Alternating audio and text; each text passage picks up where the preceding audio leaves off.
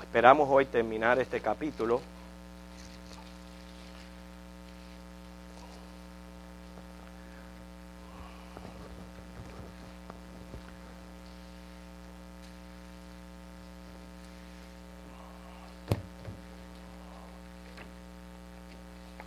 Vamos a ver los versículos del 13 al 20, según podamos avanzar. Y lo que haremos es, después de esta introducción, pues leerlo completo y luego regresar e ir viendo cada una de las porciones bíblicas, que es lo que nos va enseñando. Ahora, quiero hacerles primero decirles algo. No es cierto que todos nosotros necesitamos en nuestra vida, como necesitan los barcos, un ancla, ¿no? ¿Verdad? Donde poder estar apoyado, donde poder estar seguros. Si un barco no tiene un ancla, pues está expuesto a los vientos, a las mareas, y es muy difícil estacionarse y estarse tranquilo. Yo pienso que todos nosotros necesitamos un ancla en la vida. La vida no puede ser así a la deriva, sin ninguna perspectiva para el futuro, sin estar apoyados en ninguna base, ningún fundamento para nosotros. Y la porción de Hebreos que tenemos hoy, el Señor quiere que nosotros estemos apoyados en sus promesas. ¿Usted cree que si Dios le promete algo, Él lo cumple? ¿Sí? ¿Lo cree de verdad? ¿Okay? Pero aparte de que lo creemos así, de que Dios cumple sus promesas, hay pasajes en la Biblia donde dice claramente que Dios no es hombre para mentir. Quiere decir que Él no miente como nos sucede a nosotros. En Tito, capítulo 1, versículos del 1 al 2,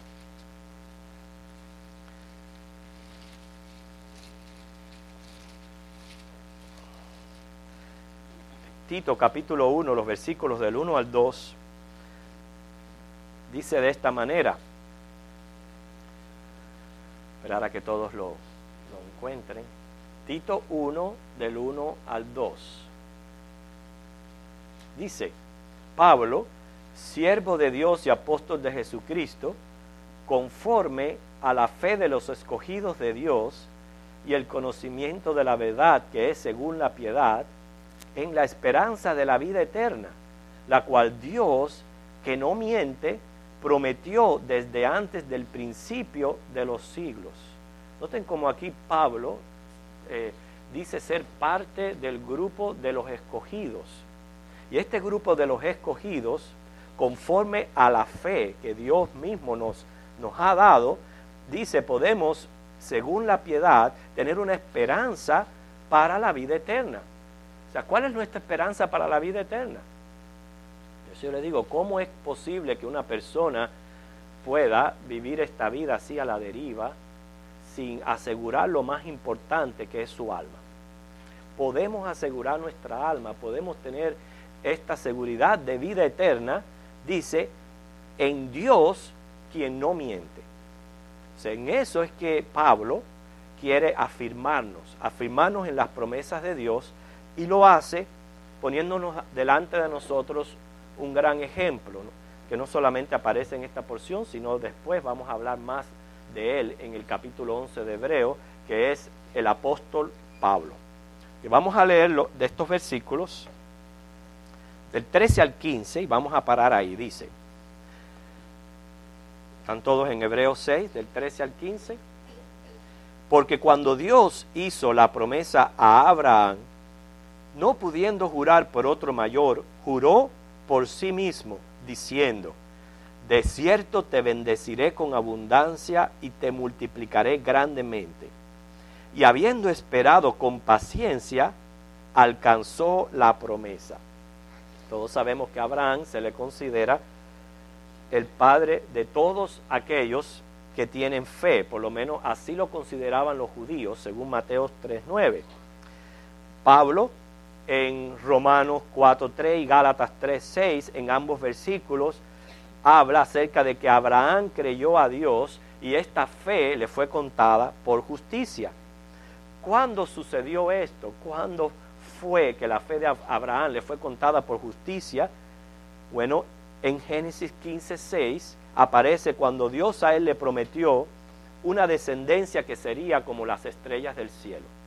Yo voy a estar mencionando detalles sin pararme en la vida de Abraham. Nuestro propósito no es estudiar a Abraham, es que el Señor afirme nuestra fe en las promesas de Dios. Solamente está poniendo a Abraham de ejemplo, pero Abraham fue un hombre de fe y su vida, desde aquel momento que recibió el llamado, dejó su parentela en Mesopotamia y vino a Canaán, su vida fue constantemente un acto de fe. Y así debemos de considerarnos nosotros desde el momento que fuimos llamados por el Señor a aceptar a Cristo como Señor y Salvador. Ahí comenzó nuestro caminar en fe, que es una fe que es probada, pero lo único que nos va a ayudar es realmente como el barco que tiene esa ancla, es apoyarnos en las promesas de Dios, sabiendo que nuestro Dios no es un Dios que miente. Ustedes saben que después que recibió aquella promesa de una descendencia que sería como las estrellas del mar, había un problema entre ellos. Número uno, Sara era estéril y ambos eran viejos, así que esto imposibilitaba aún más el recibir aquella promesa, pero Abraham siguió creyendo.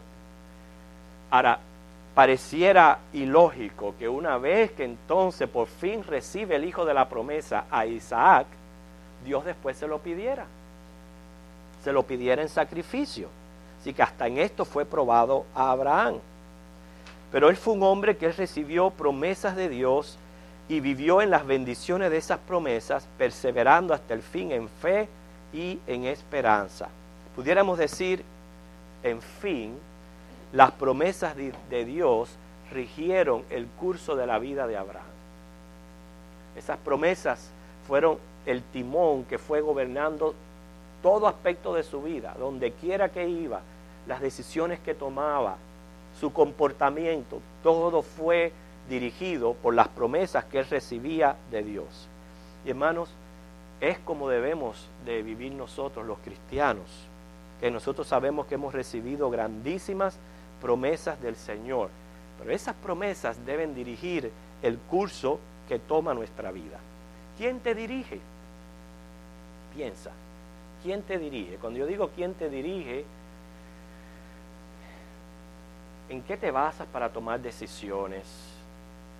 Sabemos que la vida está llena de decisiones continuas, pequeñas, grandes, decisiones sencillas, otras son bien importantes, otras marcan bien nuestra vida. Muchas decisiones tenemos que tomar en la vida. ¿Quién dirige el curso de tu vida? ¿Okay? El Señor lo que quiere es que sean las promesas del Señor las que dirijan tu vida. Nosotros también tenemos promesas futuras, las cuales debemos de abrazar en el presente. ¿Okay?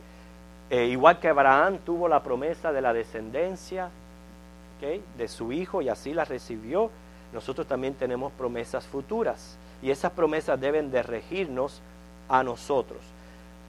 ¿Qué promesas futuras tenemos? Mire, nosotros tenemos, número uno, la promesa de que en Cristo Jesús tenemos perdón de pecados y vida eterna. ¿Okay? Y gracias a que tenemos esto, tenemos como promesa, ¿okay?, que entraremos en gloria, ¿no es cierto? Que Jesús fue a preparar morada para que donde Él esté nosotros también estemos.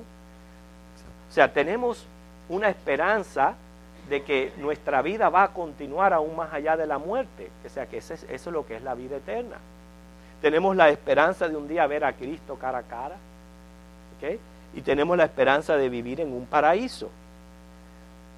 Y nuestra esperanza es de que en un momento que no sabemos, Cristo venga por su iglesia en el rapto. Fíjense, eso es lo que tenemos proyectado allá. ¿Okay? Lo tenemos proyectado allá, pero yo tengo que vivir abrazando.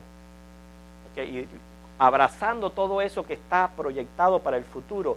Yo tengo que abrazarlo y adaptarlo a mi presente. ¿Cómo yo sé que yo estoy abrazando las promesas de Dios? Mi estilo de vida lo va a dejar saber.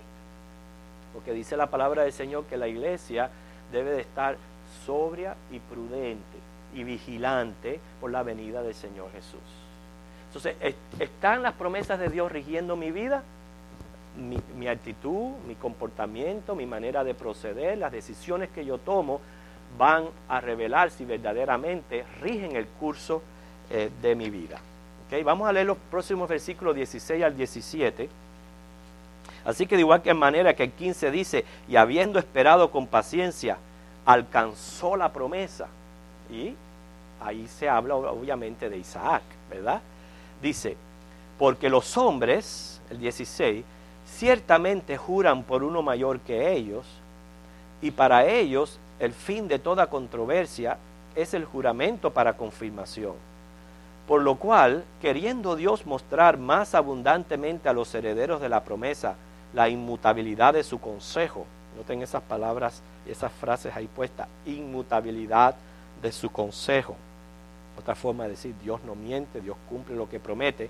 Dice, interpuso juramento, para que por dos cosas inmutables, o sea que no tienen cambios, en las cuales es imposible que Dios mienta, tengamos un fortísimo consuelo los que hemos acudido para asirnos de la esperanza puesta delante de nosotros. Cuando los hombres hacen un juramento para subrayar la certeza y solemnidad de sus palabras, juran por alguien o algo mayor que ellos mismos. Yo recuerdo los años cuando yo estaba en la escuela, especialmente en la escuela elemental y secundaria, escuchaba a mis compañeros cómo continuamente, esto era algo continuo, hacían juramento, y juramento tras juramento, y siempre por la madre. Juraban por la madre. Cada vez que ya mencionaban la madre, fíjate, algo mayor y lo más querido, cuando ya mencionaban la madre, no en mala forma, sino como juramento. Lo mencionaban como juramento, era como para dar certeza de que sus palabras habían sido correctas. Y así los hombres acostumbran a hacer. Bueno, Israel también tenía como costumbre hacer un juramento supremo. Ellos decían, vive el Señor. O sea, cada vez que decían, vive el Señor, es que estaban jurando por sus palabras. Inclusive Abraham mismo juró por Dios. Tenemos el ejemplo en Génesis 14, del 22 al 23. Hay otro caso en capítulo 21, 23 y el 24, 3, donde vemos a Abraham que él mismo juró por Dios. ¿Okay? Pero no se está hablando aquí del juramento del hombre. Está hablando aquí que quien hace juramento es el mismo Dios. ¿Okay? Es el mismo Dios. O sea que de por sí la palabra de Dios ya es garantía suficiente, ¿no es cierto? No nos es de garantía suficiente que Dios nos diga algo y lo damos por hecho y sabemos que así va a ser y que Él va a cumplir lo que Él dice. Ahora, cuando Dios jura, lo que hace es confirmar, o sea, Él hace la certeza doblemente segura. Entonces yo todavía no entiendo cómo pueden haber cristianos que pueden dudar de su salvación. Porque no solamente tenemos la palabra de Dios, pero Él mismo jura. O sea, para darle una doble confirmación, para asegurar más las promesas que nosotros tenemos de parte de Él. ¿Okay? Como no hay ninguno mayor que Dios, Él dice, Él jura por Él mismo. ¿A quiénes quería mostrar Dios la inmutabilidad de sus consejos? ¿Quiénes son los herederos de esta promesa? Bueno, Abraham, los patriarcas, ¿okay? Ellos no, como dice Hebreos 11:39, no vivieron para ver el cumplimiento de la promesa que Dios estaba haciendo, porque se estaba refiriendo a Cristo Jesús. Pero la inmutabilidad de su consejo es para todos aquellos que experimentan en el Evangelio el cumplimiento del juramento que Dios hizo a Abraham. Nosotros sabemos cuando Dios le dijo a Abraham que tu descendencia se multiplicará como las estrellas del cielo y como la arena del mar. Él se estaba refiriendo, ¿okay?, al pueblo escogido de Dios, no solamente a Israel, sino luego a los gentiles, a todo el pueblo de Dios, todos los que habrían de creer en la simiente que es Jesucristo. Ahora, haciendo un paréntesis, ¿debe el cristiano jurar? Estamos hablando de aquí un juramento. ¿Debe el cristiano jurar? ¿Okay? ¿Por qué no dejamos que la Biblia nos responda? ¿Okay? Que sea la Biblia la que nos responda. Porque miren, los impíos juran, y juran bien a la ligera. Cuando estamos hablando de a la ligera es sin realmente profundizar a conciencia de lo que dicen, porque si después más tarde pues tiene que incumplir su juramento, lo incumplen sin ningún peso. ¿Okay? Claramente dice Jesús en Mateo 5, 34 al 37 que no debemos jurar. ¿Okay? Solamente di el pasaje para referencia, pero dice claramente no debemos jurar. Es más, como cristiano, mi sí tiene que ser sí, y dice y mi no, no. ¿Okay?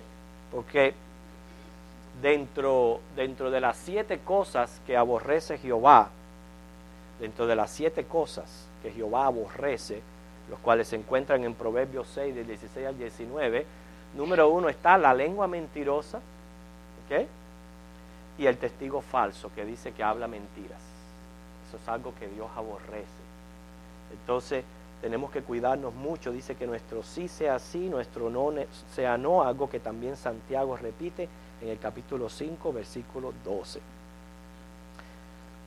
Ahora, ¿significa entonces que el cristiano no debe de jurar? Hay que aclarar esto muy bien, porque usted no sabe el día que usted va a tener que ser un testigo en una corte, y usted lo van a llamar a contar, y usted le van a poner una Biblia delante. Bueno, hasta ahora gracias a Dios que el sistema lo hace, y le dice ponga sus manos ahí y jure decir la verdad. Entonces, usted que dice como, no, yo no puedo jurar. No, hermano, no. Usted sabe que en Dios usted puede jurar. En Dios. Pero cuando nosotros juramos en Dios, ya son palabras mayores. ¿Okay? Porque entonces ahí tenemos que tener mucho cuidado. Y por eso es que se usa ese sistema en las cortes. ¿Okay? Porque estamos trayendo la supremacía, de donde el hombre debe de proceder en temor y siempre proceder con la verdad. Y por eso es que se trae también a las cortes y se usa esto. Pero hay varios versículos donde dice que debemos de, si juramos, juramos en el nombre de Dios, y tenemos que tener mucho cuidado de que al jurar en el nombre de Dios estemos diciendo verdad o cumplamos nuestro juramento. Que usted puede, para referencia suya, anotar Isaías 65, 16, Deuteronomio 6:13, Levíticos 19:12. Todas esas son citas bíblicas referentes al juramento. Entonces, ¿a qué se está refiriendo Cristo cuando Él dice tú sí sea sí, tú no sea no? No tomemos el juramento así a la ligera, ¿okay? Y por eso que los cristianos no juran. Cuando juramos, juramos por Dios, y ya son casos donde, como en cortes. ¿Okay? Yo pienso que sería el único caso donde a un cristiano se le pondría en la obligación de hacer un juramento. El juramento que hacemos a la patria. Juramentos así, que cuando lo hacemos, lo debe de hacerse en el nombre de Dios. Por eso es que debido a nuestra tendencia pecaminosa, débil, mentirosa, no debemos de estar jurando en vano, hermano, porque casi siempre usamos las mentiras para escapar de situaciones. ¿Okay?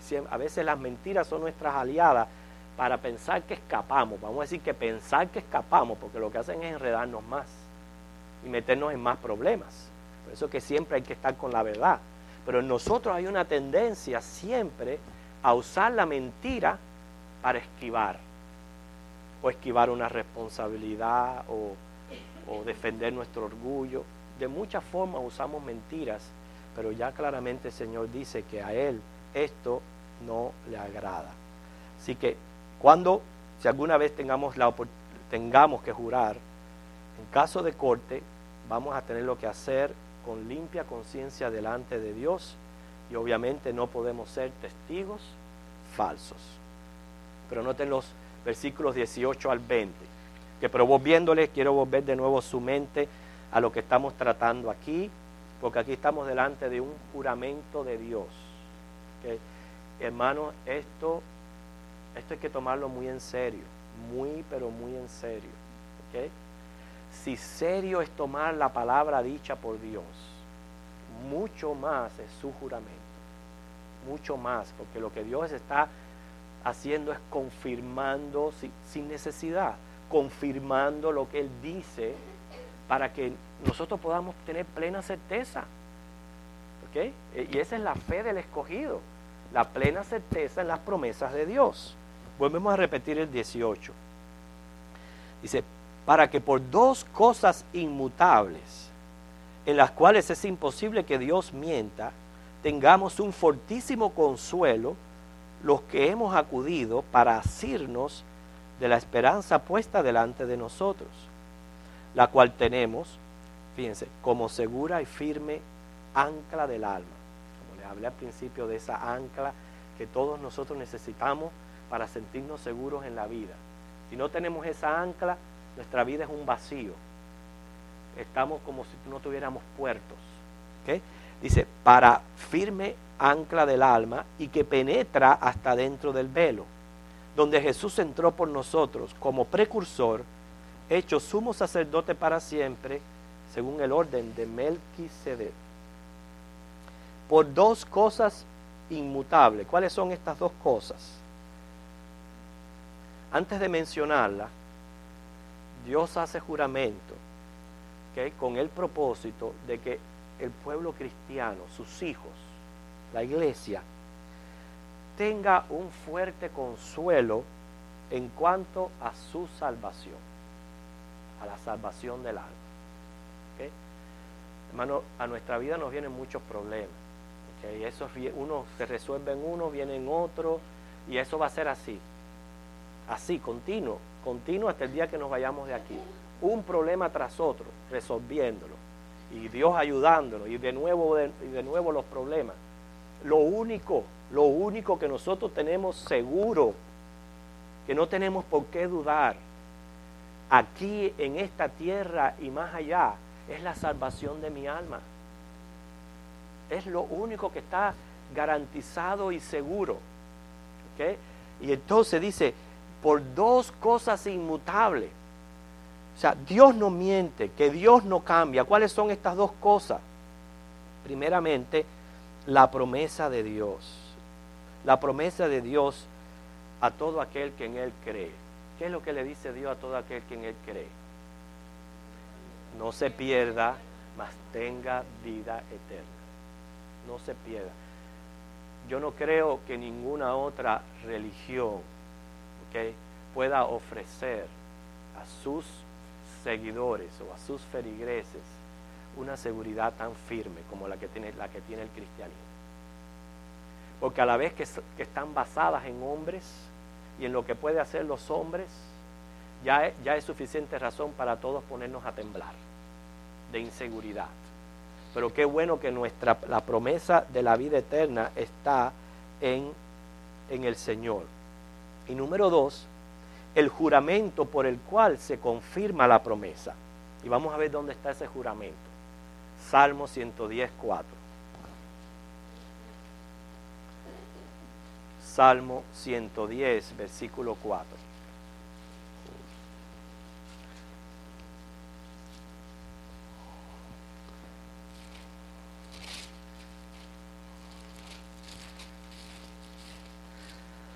Lo cual él menciona en este capítulo y luego le dedica el capítulo 7, que va a ser nuestro próximo tema de estudio.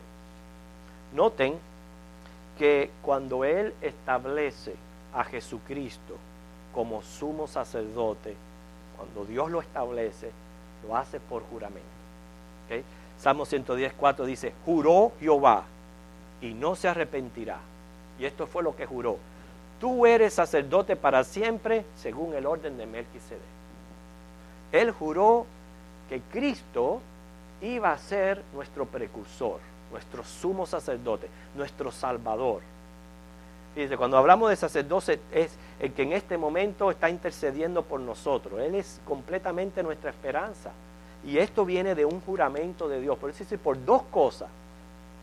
Por la promesa que les di, que es mi palabra, y por el juramento que les he hecho en Cristo Jesús. Por estas dos cosas, cada uno de nosotros puede hallar la seguridad que necesita. Dice, un ancla para el alma, la fe para continuar adelante. Entonces, ¿cómo yo puedo dudar de mi salvación? ¿Cómo es posible que se pueda dudar de la salvación? Nada nos puede mover de esta seguridad eterna que gozamos por la gracia de Jesucristo. Porque Jesucristo está ejerciendo ese sacerdocio, Él está sentado allí. Y Él dice, Él penetra hasta dentro del velo a la diestra de la majestad en las alturas para interceder por nosotros. Entonces, fíjense, Abraham descansó en la promesa de un juramento. Ese fue el descanso de Abraham. Y hemos hablado, que lo tenemos como ejemplo, que como la promesa que se le dio a Abraham rigió su vida y marcó el curso por el cual él iba a caminar. Abraham no estaba por ahí haciendo su voluntad, ni yendo de aquí para allá haciendo como él quería. Toda su vida él la rigió por el curso que marcaron las promesas de Dios. Pero nosotros tenemos mucho más, hermanos, porque nosotros tenemos el cumplimiento de la promesa. Abraham tenía la promesa, pero nosotros tenemos el cumplimiento de la promesa, porque ya hace 2000 años atrás Cristo fue exaltado a esta posición de sumo sacerdote. En el momento que Él resucitó, Él fue exaltado a esta posición y Él está ahí intercediendo por nosotros. Entonces, ¿cuánto más tenemos nosotros para sentirnos seguros y apoyar nuestra fe? Así que muchas cosas en nuestra vida van a fallar, personas nos van a fallar, sistemas van a fallar, hombres van a fallar, iglesias van a fallar, pero de algo que siempre podemos estar seguros es de estas dos cosas que son, dice, inmutables, no cambian. La promesa de Dios, que el que cree en Cristo es salvo, y el juramento de que Cristo es el sumo sacerdote y por Él tenemos entrada segura al cielo. Así que yo no entiendo la persona que no tenga seguridad de vida eterna, es porque está fuera de esta fe, no tiene la fe, no se le ha dado la fe, porque a la vez que recibimos la fe como don de Dios, tiene que venir a nosotros un sentir de seguridad completa en Cristo Jesús. Él está allí como un sumo sacerdote perpetuo, obviamente según otro orden, el orden de Melquisedec, que es el que vamos a tratar en nuestro próximo estudio. Señor les bendiga.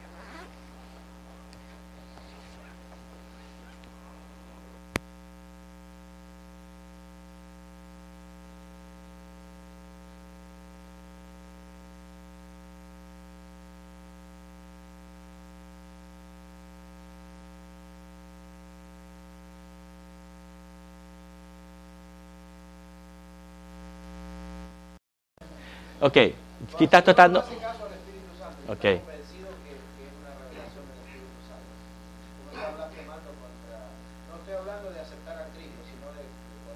Por eso es que hay que identificar el pecado de blasfemia, porque entonces tú te puedes encontrar en rebeldía contra la voluntad de Dios, tú te puedes encontrar contristando al Espíritu Santo cuando tú permaneces en una condición donde no hay arrepentimiento ni conversión. Pero mientras que tú tengas en tu mente claramente quién es Cristo y quién es su misión, y estés confiando en eso para la salvación de tu vida, es lo que no es, lo demás no es blasfemia contra el Espíritu Santo. ¿Alguien más? ¿Alguien más tiene alguna pregunta? ¿No? ¿Tú querías decir algo, Luis? Yo creo que hay un punto que no se ha tocado, que es principal. Sin fe es imposible agradar Ujú, Una vez que el Espíritu se nos revela, la fe nuestra empieza a funcionar. ujú, Porque el plan que Dios concibió mediante la ley, ¿qué pasó?